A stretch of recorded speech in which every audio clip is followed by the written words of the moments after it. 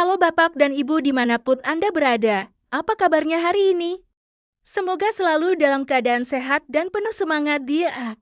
Terima kasih banyak sudah berkunjung di video ini, dan bagi Anda yang baru pertama kali mampir ke channel Sarjana Pendidikan, selamat datang dan salam kenal. Halo semuanya dan selamat datang kembali di channel ini. Pernahkah Anda merasa bingung harus fokus kemana? Antara mengembangkan keahlian yang sudah Anda miliki atau mati-matian memperbaiki kelemahan Anda? Ini adalah dilema klasik yang sering kita hadapi, baik dalam karir, pendidikan, maupun kehidupan pribadi. Banyak dari kita diajarkan untuk menjadi serba bisa, mencoba mahir dalam segala hal.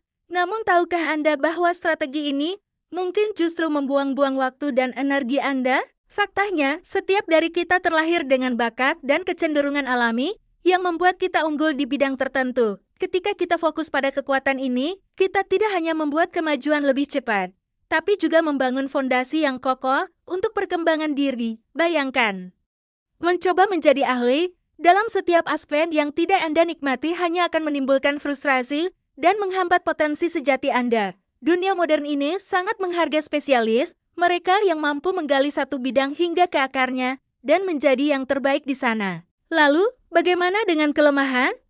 Apakah kita harus mengabaikannya sepenuhnya?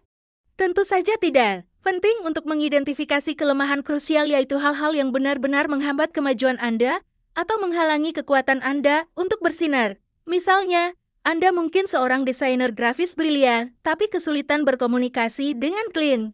Dalam kasus seperti ini, kelemahan komunikasi menjadi penghalang yang perlu diatasi, bukan untuk menjadi seorang ahli komunikasi, tapi cukup untuk memastikan kekuatan desain Anda bisa tersampaikan dengan baik.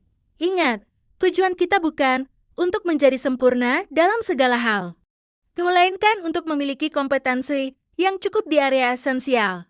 Jadi, di video ini, kita akan membahas mengapa fokus pada kekuatan Anda adalah kunci untuk bersinar dan bagaimana cara menangani kelemahan Anda secara strategis agar tidak menghambat potensi maksimal Anda. Dunia membutuhkan individu yang luar biasa di satu bidang dan kompeten di bidang lainnya. Bukan yang biasa-biasa saja di semua bidang. Mari kita gali lebih dalam bagaimana strategi ini bisa mengubah cara Anda melihat pengembangan diri. Nah, sebelum kita masuk ke pembahasan yang lebih mendalam, saya ingin tahu nih, dari kota mana Ayah dan Bunda menonton video ini? Silakan tulis di kolom komentar di bawah ya. Jangan lupa juga untuk menyukai video ini dan subscribe ke Sarjana Pendidikan. Penting banget nih, Ayah dan Bunda, jangan sampai ketinggalan video kami yang lain. Bantu share juga ya ke teman-teman atau grup agar Ayah dan Bunda hebat lainnya tidak ketinggalan berbagai tipe dan ilmu terbaru dari kami. Sekarang, mari kita bahas lebih lanjut. 1. Fokus pada kekuatan lebih efektif. Setiap dari kita diberkahi dengan bakat alami yang unik. Ini adalah hal-hal yang terasa mudah bagi kita, yang kita pahami dengan cepat, dan yang secara insting kita kuasai lebih baik dibandingkan orang lain. Bakat-bakat ini bisa berupa kecerdasan logis, kreativitas artistik, kemampuan bersosialisasi, atau keahlian teknis tertentu. Mengenali dan menghargai anugerah ini adalah langkah pertama menuju pengembangan diri yang efektif. Ketika kita fokus pada kekuatan ini, kita sebenarnya menginvestasikan energi di tempat yang paling efisien. Bayangkan membangun sebuah rumah, jauh lebih mudah dan cepat jika Anda mulai dengan fondasi yang sudah ada, daripada mencoba membangun fondasi baru di setiap sisi. Demikian pula, dengan mengembangkan bakat alami, kita membuat kemajuan yang lebih besar, membangun keahlian yang sudah kuat menjadi lebih unggul, dan mencapai tingkat penguasaan yang lebih tinggi dalam waktu yang lebih singkat. Sebaliknya, mencoba menjadi ahli dalam segala hal terutama di bidang yang tidak kita nikmati atau di mana kita tidak memiliki bakat alami seringkali berujung pada kemajuan yang lambat, frustrasi, dan pemborosan energi. Ini seperti terus-menerus mencoba berenang melawan arus. Melelahkan dan hasilnya minim. Di dunia yang semakin kompleks ini, menjadi serba bisa dalam artian dangkal tidak lagi seefektif menjadi seorang spesialis. Pasar kerja dan peluang profesional modern lebih menghargai individu yang memiliki keahlian mendalam di satu bidang tertentu. Menariknya, ketika Anda unggul dalam satu bidang spesifik, hal itu seringkali membuka peluang untuk mengembangkan keterampilan pendukung lainnya secara alami. Misalnya, seorang programmer brilian mungkin perlu belajar sedikit tentang desain UI untuk membuat aplikasinya lebih menarik.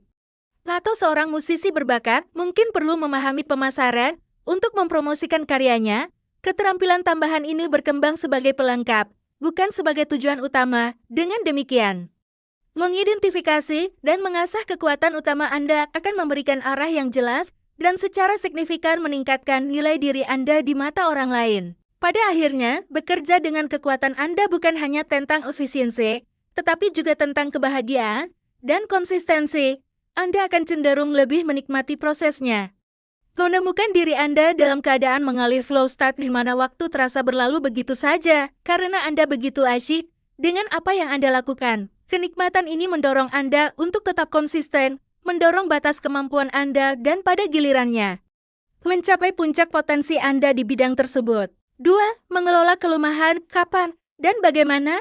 Setelah kita memahami pentingnya fokus pada kekuatan, muncul pertanyaan besar berikutnya. Lalu, kapan saatnya meningkatkan kelemahan? Ini adalah pertanyaan krusial yang seringkali disalahpahami. Sejak kecil, kita mungkin diajarkan untuk menjadi serba bisa, mencoba memperbaiki setiap kekurangan yang kita miliki. Namun, penting untuk disadari bahwa tidak semua kelemahan perlu diubah menjadi kekuatan. Menginvestasikan waktu dan energi yang berharga untuk memperbaiki setiap aspek yang kita anggap kurang bisa menjadi strategi yang melelahkan dan tidak efisien. Sebaliknya, pendekatan yang lebih cerdas adalah fokus pada kelemahan krusial. Apa itu kelemahan krusial? Ini adalah kelemahan yang secara langsung menghambat kemajuan Anda atau mencegah kekuatan utama Anda untuk bersinar sepenuhnya. Bayangkan seorang desainer grafis yang luar biasa kreatif, tetapi sangat kesulitan berkomunikasi secara efektif dengan klien, meskipun ia seorang jenius dalam desain. Proyek-proyeknya mungkin tidak berjalan lancar karena hambatan komunikasi. Contoh lain, seorang presenter yang sangat karismatik dan inspiratif, namun gagap teknologi sehingga presentasinya sering bermasalah. Dalam kasus-kasus ini, kelemahan tersebut adalah penghalang langsung bagi efektivitas kekuatan utama mereka. Tujuan dari mengatasi kelemahan krusial ini bukan untuk menjadi ahli dalam segala hal. Sang desainer tidak perlu menjadi pakar komunikasi, dan sang presenter tidak perlu menjadi ahli IT. Tujuannya adalah untuk memiliki kompetensi yang cukup di area-area penting tersebut agar kekuatan utama mereka dapat berfungsi secara efektif dan optimal. Ini adalah tentang menghilangkan hambatan. Bukan membangun keahlian baru dari nol yang mungkin tidak sejalan dengan minat atau bakat alami Anda. Penting juga untuk belajar mengidentifikasi kelemahan yang tidak berdampak signifikan pada tujuan utama Anda dan tidak membuang waktu untuk memperbaikinya. Apakah seorang penulis brilian perlu menjadi ahli matematika tingkat lanjut? Mungkin tidak, kecuali jika pekerjaannya sangat bergantung pada analisis data yang kompleks. Sumber daya Anda waktu, energi, dan fokus terbatas. Alihkan sumber daya tersebut ke tempat yang paling memberikan hasil. Seringkali, kelemahan minor dapat diatasi melalui kolaborasi dan kerja tim.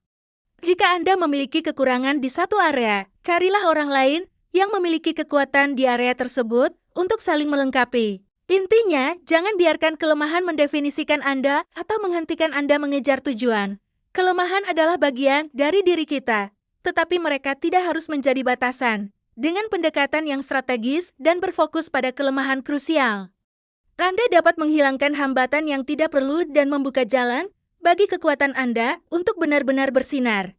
3. Kekuatan spesialisasi. Mengapa unggul di satu bidang adalah kunci. Saya sangat percaya pada satu prinsip utama dalam pengembangan diri dan karir, fokus pada kekuatan Anda. Kita sering merasa tertekan untuk menjadi serba bisa, untuk menguasai segala sesuatu. Namun, ini adalah pandangan yang mungkin justru menghambat potensi terbesar kita. Sebenarnya, Anda tidak perlu menjadi baik dalam segala hal. Yang jauh lebih penting adalah menjadi luar biasa dalam satu bidang di mana Anda benar-benar bisa unggul dan memberikan nilai yang unik. Mari kita ambil contoh sederhana. Bayangkan seorang siswa yang sangat berbakat dalam matematika. Ia dengan mudah memahami konsep-konsep rumit dan nilai-nilainya di mata pelajaran ini selalu sempurna. Akan jauh lebih strategis baginya untuk fokus dan mengasah kemampuan matematikanya hingga mencapai tingkat elit daripada menghabiskan waktu berjam-jam untuk berusaha menyempurnakan mata pelajaran lain yang ia anggap lemah. seperti biologi, yang mungkin tidak sesuai dengan minat atau bakat alaminya. Dengan fokus pada kekuatan, ia bisa menjadi ahli matematika yang dicari, membuka pintu ke berbagai peluang besar di masa depan. Di dunia profesional saat ini, nilai seorang spesialis jauh melampaui seorang generalis. Pekerjaan-pekerjaan bergaji tinggi dan posisi yang paling diminati seringkali diberikan kepada individu yang memiliki keterampilan khusus yang mendalam. Lihatlah orang-orang sukses di sekitar kita. Baik itu di dunia bisnis, seni, atau sains, jarang sekali Anda menemukan mereka pandai dalam segala hal. Sebaliknya, mereka adalah ahli sejati dalam satu bidang tertentu. Mereka dikenal karena keahlian unik mereka yang membuat mereka sangat berharga. Ada lagi keuntungan besar dari pendekatan ini. Jika Anda benar-benar unggul dalam satu hal, orang lain akan bersedia dan bahkan ingin membantu menutupi kekurangan Anda. Tim yang sukses dibentuk dari individu-individu dengan kekuatan yang saling melengkapi. Ketika Anda membawa keahlian luar biasa ke meja, orang lain akan dengan senang hati mengisi celah di area yang bukan kekuatan utama Anda.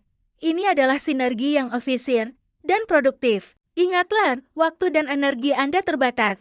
Mengapa menghabiskannya secara merata di semua bidang ketika Anda bisa menginvestasikannya secara signifikan di mana Anda akan melihat pertumbuhan paling besar dan dampak paling signifikan? Selain itu, mengerjakan kekuatan Anda seringkali jauh lebih menyenangkan. Ini bisa membawa Anda ke keadaan mengalir flow state, di mana Anda begitu tenggelam dalam pekerjaan, sehingga waktu terasa tidak ada. Kegembiraan dan kepuasan ini akan mendorong Anda untuk terus maju. Jadi, fokuslah untuk mengasah apa yang Anda kuasai dan atasi kelemahan hanya secukupnya, agar tidak menjadi penghalang. Singkatnya, kunci untuk mencapai potensi maksimal adalah dengan fokus pada kekuatan utama Anda. Disinilah Anda bisa benar-benar bersinar, mencapai level keunggulan yang tidak akan mungkin terjadi jika Anda mencoba menjadi ahli di segala bidang. Mengembangkan bakat alami dan area di mana Anda sudah unggul akan mempercepat kemajuan Anda, memberikan kepuasan lebih, dan membuat Anda menjadi aset yang sangat berharga di dunia yang menghargai spesialisasi. Meskipun demikian, bukan berarti Anda harus mengabaikan semua kekurangan. Strateginya adalah meningkatkan kelemahan secukupnya agar tidak menghambat Anda. Identifikasi kelemahan krusial yang bisa menjadi penghalang bagi kekuatan Anda. Dan berusahalah untuk mencapai tingkat kompetensi yang memadai di area tersebut. Ingat, tujuannya bukan untuk sempurna di setiap aspek, melainkan untuk memastikan bahwa kelemahan tidak menjadi batu sandungan yang menghentikan Anda. Akhirnya, dunia ini tidak membutuhkan individu yang biasa-biasa saja dalam segala hal. Sebaliknya, dunia membutuhkan individu yang luar biasa di satu bidang dan kompeten di bidang lainnya. Dengan menginvestasikan waktu dan energi Anda secara bijak pada kekuatan inti Anda, sambil secara strategis mengatasi hambatan yang muncul dari kelemahan, Anda akan membuka jalan menuju kesuksesan yang lebih besar dan kepuasan yang mendalam. Dengan terlibat aktif dalam pendidikan anak, ayah dan bunda tidak hanya membantu anak meraih prestasi akademik maupun non-akademik, tetapi juga menanamkan kecintaan pada belajar seumur hidup dan mempersiapkan mereka untuk masa depan yang gemilang. Mari kita terus belajar bersama anak, tumbuh bersama mereka dan menjadi pendukung utama dalam setiap langkah perjalanan pendidikan mereka. Mungkin itu dulu ayah ibu hebat yang bisa sarjana pendidikan bagikan hari ini. Bantu koreksi di kolom komentar ya jika ada penjelasan sarjana pendidikan yang keliru. Ayo bersama-sama tingkatkan channel Sarjana Pendidikan untuk ilmu yang lebih bermanfaat lagi. Jangan lupa like dan subscribe. Terima kasih.